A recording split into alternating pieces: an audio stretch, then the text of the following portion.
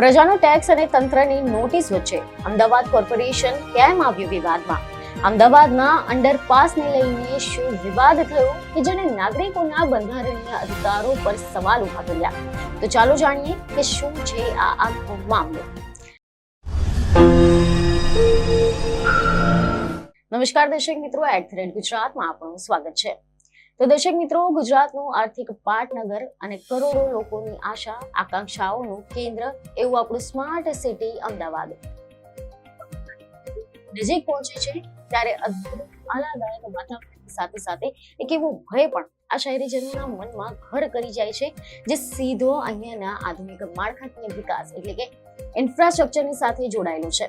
અને આ વખતે તો વર્ષ 2026ના ચોમાસાના સત્તાવાર પ્રારંભ પહેલા જ અમદાવાદ મ્યુનિસિપલ કોર્પોરેશન એટલે કે એએમસી દ્વારા સોશિયલ મીડિયાથી લઈને દૈનિક અખબારોમાં એક એવી અને આશ્ચર્યજનક તેમજ અભૂતપૂર્વ જાહેર જનતાના જોગને ચેતવણી પ્રસિદ્ધ કરવામાં આવી છે કે જેને સમગ્ર રાજ્યમાં એક મોટો જ વિવાદ અને કાનૂની ચર્ચા છેડી નાખી છે.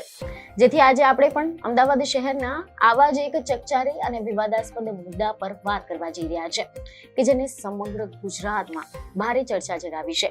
ચોમાસું આવતાની સાથે જ અમદાવાદીઓના મનમાં એક ડર બેસી જતો હોય છે અને તે ડર છે જળ બંબોળ રસ્તાઓ અને પાણીથી છલકાતા અંડરબ્રિજ.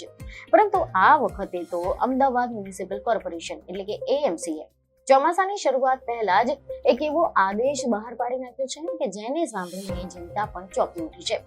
કારણ કે એવા સમાચાર સામે આવી રહ્યા છે કે અમદાવાદ મ્યુનિસિપલ કમિશનરના હસ્તાક્ષરની સાથે બહાર પાડવામાં આવેલા એક સત્તાવાર આદેશમાં સ્પષ્ટ અક્ષરોમાં એવું લખવામાં આવ્યું છે કે ચોમાસાની સિઝન દરમિયાન જો વાહન ચાલકો કે રાહદારીઓ દ્વારા કોર્પોરેશનની હદમાં આવતા અંડરપાસના રસ્તાઓનો ઉપયોગ કરવામાં આવશે તો પછી તે દરમિયાન જો કોઈ અકસ્માત સર્જાશે કે પછી નાગરિકને જાનહાનિ થશે તો તેના માટે એએમસી એટલે કે અમદાવાદ મ્યુનિસિપલ કોર્પોરેશનની કોઈ પણ જાતની જવાબદારી નહીં રહે. અને બસ આ એક જ વાક્ય અમદાવાદના કરદાતા નાગરિકોને સ્તબ્ધ કરી નાખ્યા છે. કારણ કે દર વર્ષે કરોડો રૂપિયાનો property tax, professional tax, vehicle tax ચૂકવ્યા પછી પણ જો કોઈ મુશ્કેલીના સમયે તંત્ર આ રીતે હાથ ઊંચા કરી દેશે તો પછી સામાન્ય માણસ ક્યાં જાય તે સૌથી મોટો પ્રશ્ન બનીને ઉભો થાય છે. અને કોર્પોરેશને આ નોટિસમાં શહેરના કેટલાક મુખ્ય અંડરપાસની યાદી આપીને જણાવ્યું છે કે ચોમાસા દરમિયાન અતિ ભારે વરસાદના કારણે નીચાણવાળા વિસ્તારોમાં પાણી ભરાઈ જવાની પૂરેપૂરી શક્યતા રહે છે અને ઘણી વખત લોકો પાણી ભરેલું હોવા છતાં પણ પોતાના વાહનો અંદર નાખી દે છે, જેનાથી વાહનો બંધ પડી જવાની, માણસો ફસાઈ જવાની અને ભૂતકાળમાં તો જીવ ગુમાવવાની પણ ઘટનાઓ બનેલી છે. અને તંત્રના મતે આ નોટિસ માત્ર એક સલામતીના પગલા રૂપે છે કે જ્યારે અંડરપાસના ગેટ બંધ હોય અથવા તો અંદર વરસાદી પાણી અને કાદવ કિચડથી સફાઈ બાકી હોય ત્યારે લોકોએ વૈકલ્પિક રસ્તાઓનો ઉપયોગ કરવો જોઈએ. પરંતુ હવે આ આદેશની સામે કાયદાના નિષ્ણાંતો અને સામાજિક કાર્યકરોએ ખૂબ જ આક્રોશ વ્યક્ત કર્યો છે.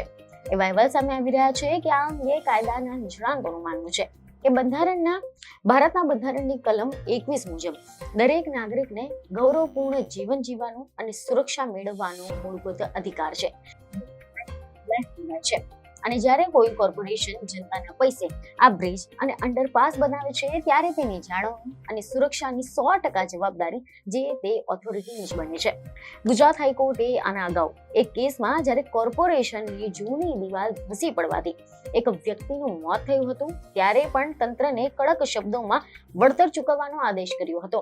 એટલું જ નહીં, પરંતુ એક માસૂમ બાળક જ્યારે ખુલ્લા મેનહોલમાં એટલે કે ગટરમાં પડી જવાથી મૃત્યુ પામ્યો હતો ત્યારે પણ કોર્પોરેશનની ઘોર બેદરકારી ગણીને તેના માતા પિતાની મોટું આર્થિક વળતર આપવાની ફરજ કોર્ટે પાડી હતી.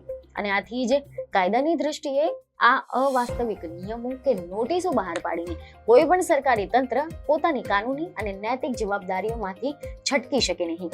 આ પ્રકારનો આદેશ એક રીતે કોર્ટની સત્તાને પણ પડકારવા સમાન છે. આના ઉપરાંત આ વિવાદ જ્યારે રાજકીય ગલિયારાઓમાં પહોંચ્યો ત્યારે પણ વિપક્ષી નેતાઓમાં ભારે ગણગણાટ શરૂ થઈ ગયો હતો. કોંગ્રેસના કોર્પોરેટર હાજી અસાર બેગ મિર્ઝાએ મીડિયા સમક્ષ રોષ ઠાલવ્યો હતો. તેમણે જણાવ્યું કે જો પ્રજા નિયમિત રીતે ટેક્સ ભરતી હોય તો પછી વરસાદ આવતાની સાથે જ અંડરપાસમાં પાણી કેમ ભરાય છે, તેનું એન્જિનિયરિંગ કેમ નિષ્ફળ જાય છે, તેનો જવાબ તંત્રએ આપવો જોઈએ. અને જો ખરેખર અંડરપાસ એટલો જ જોખમી બની જાય છે તો પછી ચોમાસાના 4 મહિના તેને કાયમ માટે બંધ કેમ નથી કરી દેવામાં આવતા, પરંતુ આવી રીતે નોટિસ બોર્ડ લગાવીને પોતાની જવાબદારી જનતાના માથે થોપી દેવી એ સ્માર્ટ સિટીના શાસકોને શોભતું નથી. જોકે વધતા જતા જનાક્રોશ અને મીડિયાના દબાણની બાદ અમદાવાદ સ્ટેન્ડિંગ કમિટીના ચેરમેન કમલેશ પટેલે પણ મીડિયા સમક્ષ એવો ખુલાસો કરવો પડ્યો હતો કે પરિપત્રમાં વપરાયેલા કેટલાક કડક શબ્દોના કારણે ગેરસમજ ઊભી થઈ રહી છે અને કોર્પોરેશન પોતાની જવાબદારીમાંથી બિલકુલ ભાગવા નથી માંગતું. આ નોટિસનો એકમાત્ર ઉદ્દેશ નાગરિકોમાં તકેદારી અને જાગૃતિ લાવવાનો હતો, જેથી કરીને કોઈ પણ અકસ્માત ન સર્જાય અને ભવિષ્યમાં આ પરિપત્રના શબ્દોમાં સુધારો કરવામાં આવશે. પરંતુ સવાલ અહીંયા એ જ ઊભો થઈ રહ્યો છે કે શું માત્ર શબ્દો સુધારી દેવાથી, ખુલાસા કરવાથી વર્ષો જૂની આ ડ્રેનેજ અને વોટર લોગિંગની સમસ્યાનો હલ થઈ જશે? દર વર્ષે પ્રી મોન્સૂન કામગીરીના નામે કરોડો રૂપિયાનું આંધણ કરવામાં આવે છે. લાઈન સફાઈના દાવા થાય છે, છતાં પણ કેમ પહેલા જ વરસાદમાં આખું અમદાવાદ પાણી થઈ જાય છે? જો પ્રજા પોતાના જોખમે જે રસ્તાઓનો ઉપયોગ કરવાનો હોય તો પછી તંત્રની અને સ્માર્ટ સિટીના કરોડોના બજેટની શું જરૂર છે? તેવો કડવો અને સાચો સવાલ આજે દરેક અમદાવાદી પૂછી રહ્યો છે. આગામી દિવસોમાં આ વિવાદ કેવો નવો વળાંક લે છે અને સુધારેલા પરિપત્રમાં કોર્પોરેશન પોતાની ભૂલ કેવી રીતે સ્વીકારે છે અને સ્વીકારે છે પણ કે નહીં તે જોવાનું રહ્યું. પરંતુ એટલું ચોક્કસ છે કે આ આદેશે કોર્પોરેશનની પ્રી મોન્સૂન તૈયારીની પોલ ચોમાસાની પહેલા જ ખોલી નાખી છે. આની સાથે જ હવે આ વિવાદનો અંત ક્યારે આવશે અને તંત્ર ક્યારે પોતાની ખામીઓ સુધારીને સાચા અર્થમાં છે એ જોવું ખૂબ જ રસપ્રદ છે. હવે દર્શકો, આ આખા વિષયને સમજ્યા બાદ આ વિષય પર તમારું શું કહેવું છે તે અમને કમેન્ટમાં જરૂરથી જણાવો. બીજને ખબર સાથે ફરી મળીશું. ધન્યવાદ.